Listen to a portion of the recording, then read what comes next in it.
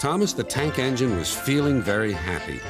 His blue coat shone in the sun, he was right on time, and all around his branch line, the countryside seemed prettier than ever before.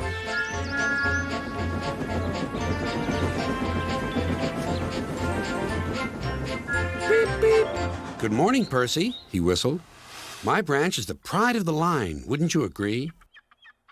Yes, Thomas, of course, but... But what, Percy? Out with it.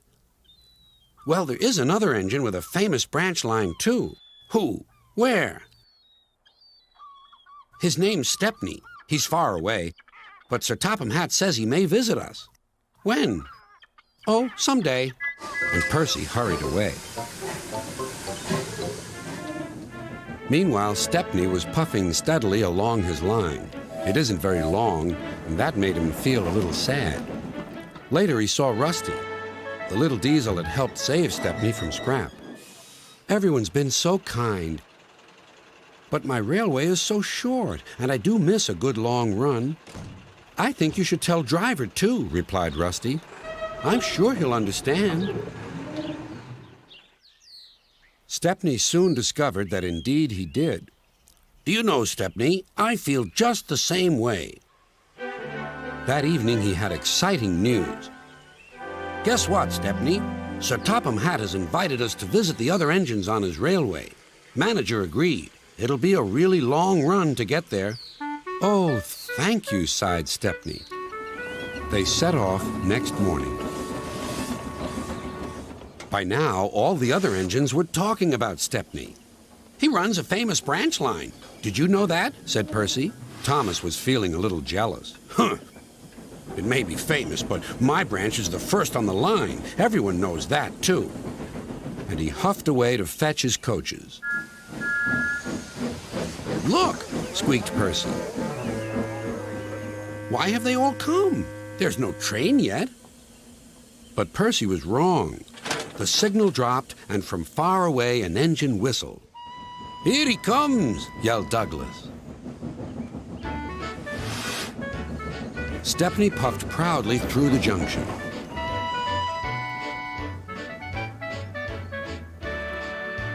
I hope you'll meet Thomas, too, said Edward. You both have branch lines to be proud of. Then Stepney set off to help Duck shunt coaches in the yards, and they worked happily together all afternoon. At last, Thomas arrived. Sorry, can't talk. It's time for my last branch line train. Mustn't be late.